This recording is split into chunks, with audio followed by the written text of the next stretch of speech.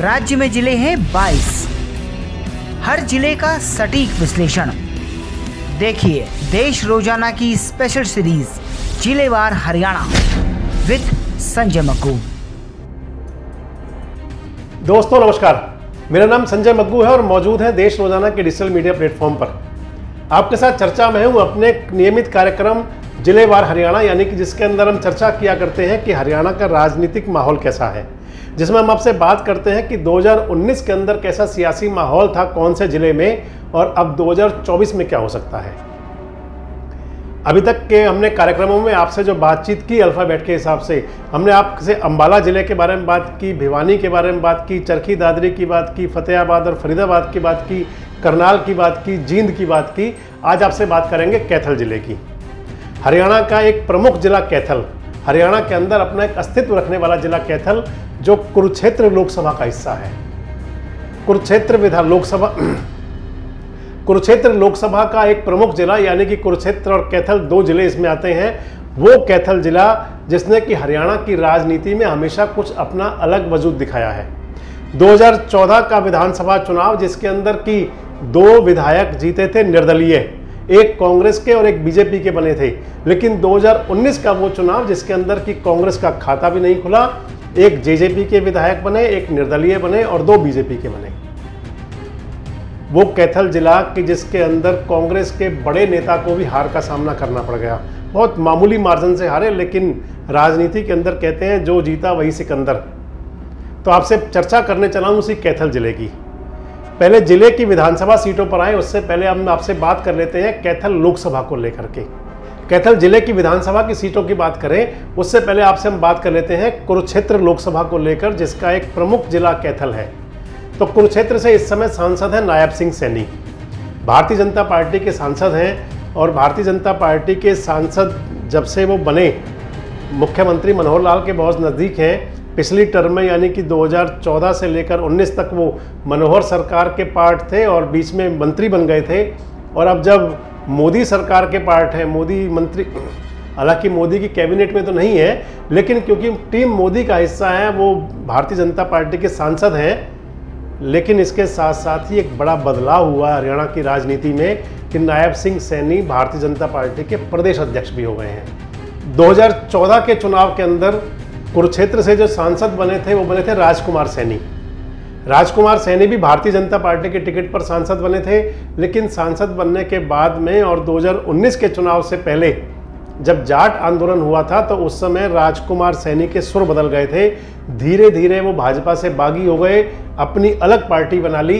तो 2019 में राजकुमार सैनी को रिप्लेस करके भारतीय जनता पार्टी ने प्रत्याशी बनाया था नायब सिंह सैनी को, और नायब सिंह सैनी उस चुनाव में बड़े अंतर से विजयी हुए थे। 2019 के लोकसभा चुनाव में नायब सिंह सैनी भारतीय जनता पार्टी के प्रत्याशी थे, तो उनके मुकाबले कांग्रेस ने उतारा था निर्मल सिंह को। निर्मल सिंह आप ध्यान कर रहे होंगे, आजकल आम आदमी पार्टी में हैं, पूर्व मंत्री हैं, अंबाला जिले के रहने वाले हैं और इस समय वो आम आदमी पार्टी के अंदर कार्यरत हैं। उनकी बेटी है चित्रा सरावरा, यानी कि आम आदमी पार्टी के अंदर निर्मल सिंह राष्ट्रीय उपाध्यक्ष और बड़ी राजनीति के अंदर जा चुके हैं। नायब सिंह सैनी ने निर्मल सिंह को बड़े अंतर से हराया था। तो वहीं 2014 के लोकसभा चुनाव में जो प्रत्याशी थे भारतीय जनता पार्टी के राजकुमार सैनी ने उस चुनाव में हराया था, यानी कि 2014 के चुनाव में बलबीर सिंह सैनी को। और बलबीर सिंह सैनी थे इंडियन नेशनल लोकदल के प्रत्याशी, और इंडियन नेशनल लोकदल के प्रत्याशी को, बलबीर सैनी को, राजकुमार सैनी ने 2014 के चुनाव में लगभग 1.25 लाख वोटों के अंतर से हराया था। और 2019 में वो जो आंकड़ा था जीत हार का, जो अंतर था, वो और बड़ा हो गया था।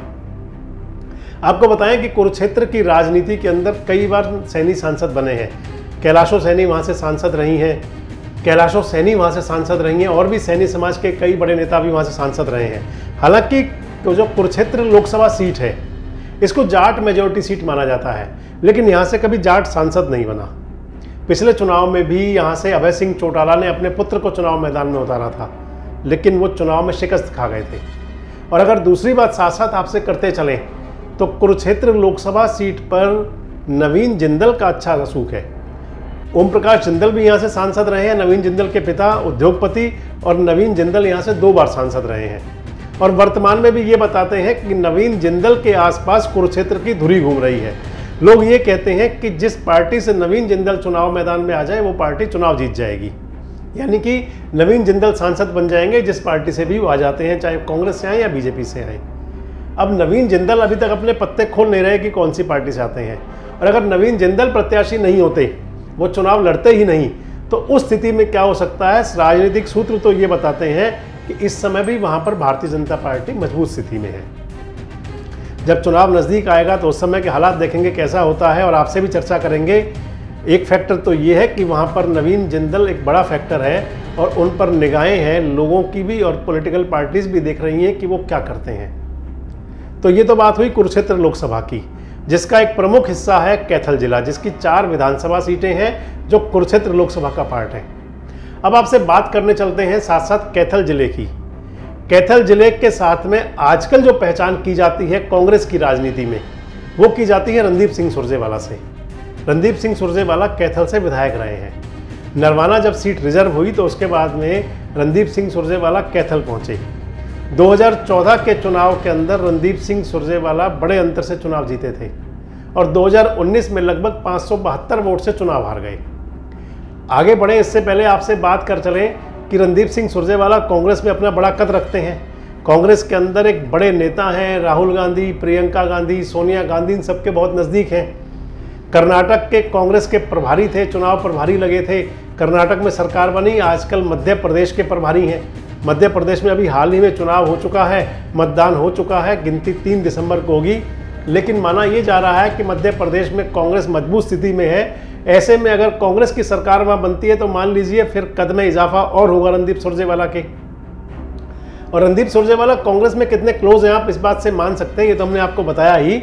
इसके साथ साथ जब जींद का उपचुनाव हुआ था, हालांकि उन दिनों में रणदीप सुरजेवाला कैथल से विधायक थे, लेकिन राहुल गांधी जी के दिमाग में जाने किसने ये बात भरी कि वहां से रणदीप सुरजेवाला ठीक रहेंगे, तो उनको रणदीप सुरजेवाला को राहुल गांधी ने खुद कहा कि आप जींद से विधानसभा का चुनाव लड़ें। ये राजनीतिक सूत्र बताते हैं। जो पॉलिटिकल गॉसिप हुआ करती हैं बड़े नेताओं की, उनमें से बात छनकर निकली थी कि राहुल गांधी ने खुद रणदीप सुरजेवाला से कहा था 2018 में विधानसभा उपचुनाव के दौरान कि आप जींद से विधानसभा का उपचुनाव लड़ें। विधायक कैथल के विधायक होते हुए जींद से चुनाव लड़े थे, लेकिन चुनाव हार गए थे। उसके बाद कैथल से भी चुनाव हार गए, लेकिन पार्टी आलाकमान ने बाद में उनको राजस्थान से राज्यसभा में भेज दिया। आजकल कांग्रेस के राष्ट्रीय प्रवक्ता हैं, राज्यसभा के सदस्य हैं, इसके साथ साथ मध्य प्रदेश और कर्नाटक के प्रभारी हैं रणदीप सुरजेवाला। तो मैंने आपको बताया कैथल जिले में 4 विधानसभा सीटें हैं, कैथल, गोला, पुंडरी और कलायत। जो कैथल से वर्तमान के विधायक हैं लीलाराम गुर्जर, लीलाराम गुर्जर ने 567 वोट से हराया था रणदीप सुरजेवाला को। अगर गोला सीट की बात करें तो गोला से विधायक हैं ईश्वर सिंह, जननायक जनता पार्टी के विधायक हैं। 4574 वोट से हराया था इन्होंने कांग्रेस के दिल्लू राम को। पुंडरी सीट से विधायक हैं, निर्दलीय उम्मीदवार थे रणधीर सिंह गोलन, समर्थन दे रहे हैं आजकल भारतीय जनता पार्टी को। रणधीर सिंह गोलन पहले बीजेपी में हुआ करते थे, 2014 में चुनाव हारे थे बीजेपी प्रत्याशी रहते।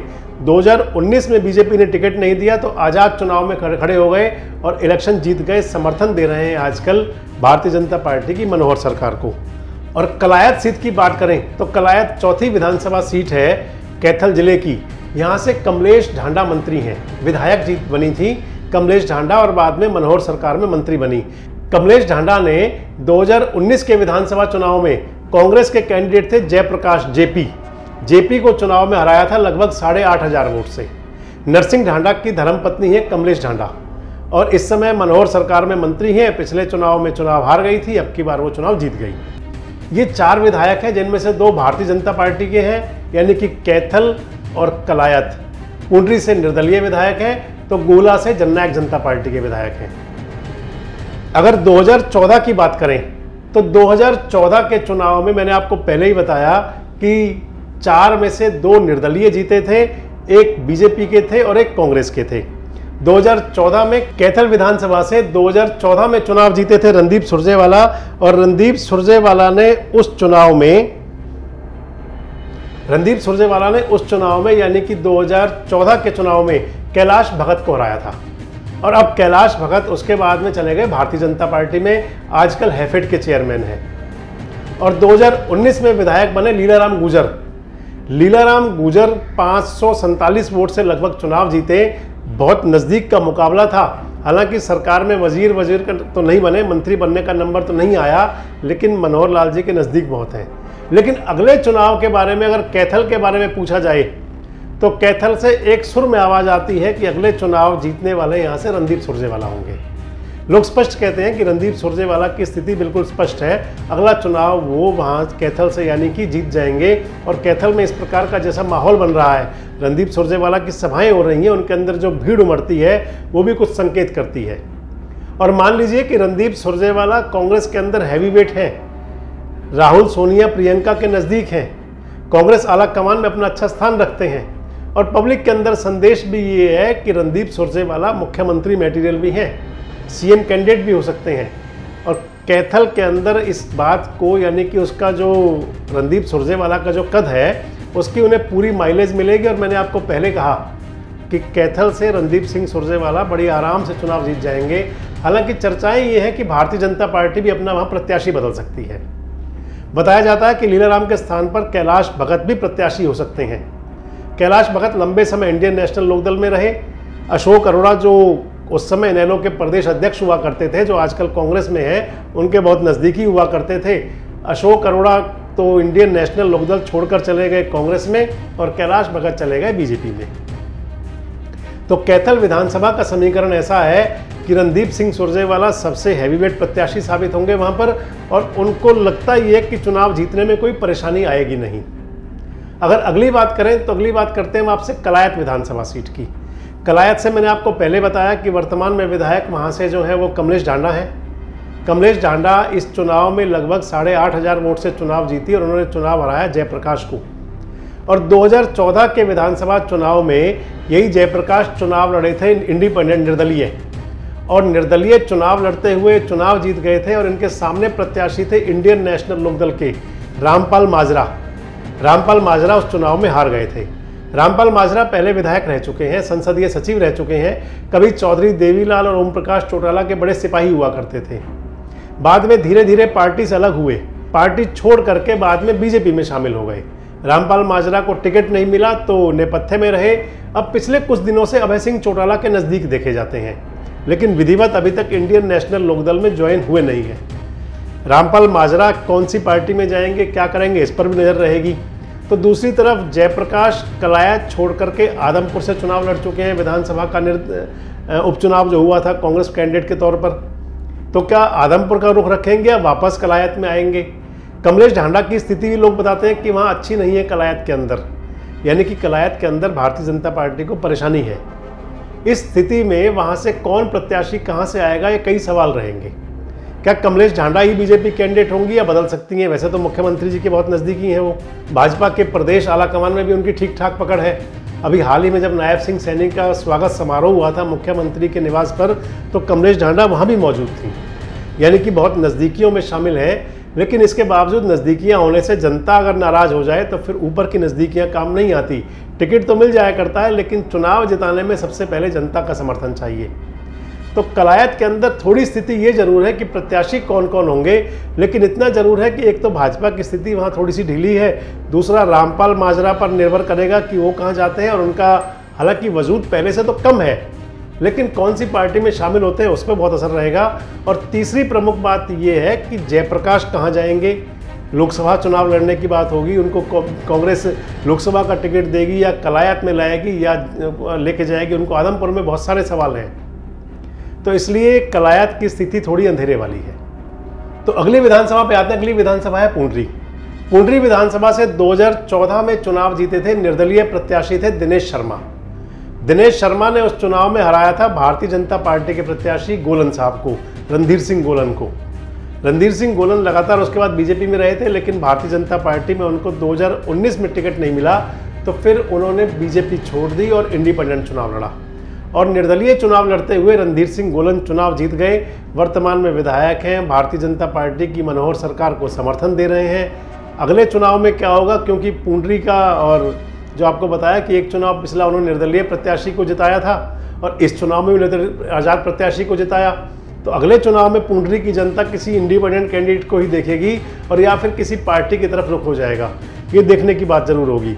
लेकिन जो विधानसभा क्षेत्र लगातार 2 बार निर्दलीय प्रत्याशियों को जिताता है, तो इसका मतलब ये जरूर है कि वहाँ की जनता की नज़र में पार्टियाँ कोई ज़्यादा मायने नहीं रखती।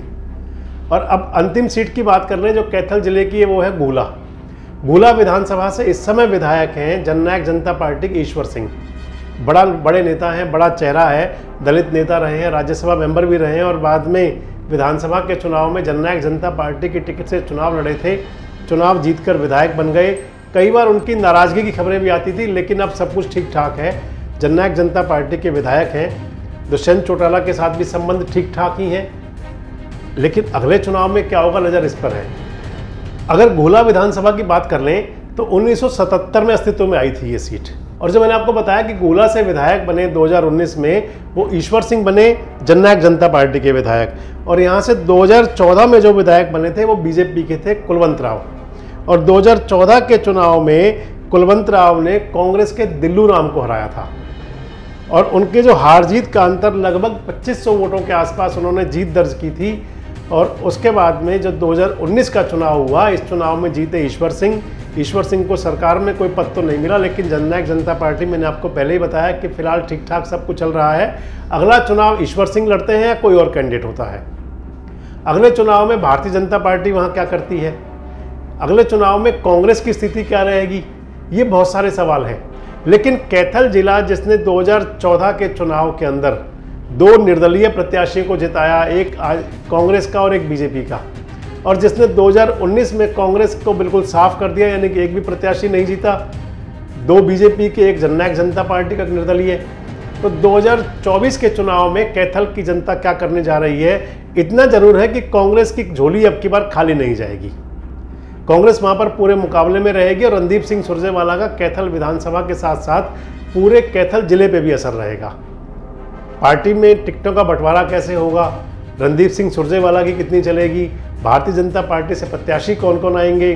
जो कैथल जिले की जनता है, जिन्होंने कि 2 और 1 विधानसभा सीटों पर निर्दलीय प्रत्याशियों को जिताया, अगले चुनाव में आज़ाद उम्मीदवारों के प्रति उनका क्या रुख रहेगा, ये बहुत सारे सवाल रहेंगे।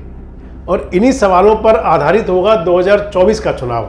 आप क्या समझते हैं, कमेंट्स बॉक्स में आकर अपनी प्रतिक्रिया दे सकते हैं। और अगले दिन हम आपसे जुड़ेंगे अब कैथल के साथ साथ अगला जिला जो लोकसभा का है, कुरुक्षेत्र।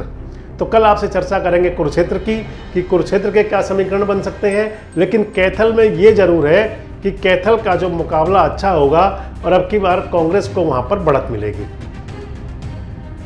तो कल आपसे मिलेंगे कुरुक्षेत्र जिले के साथ। तब तक जुड़े रहें हमारे साथ, देखते रहें देश रोजाना।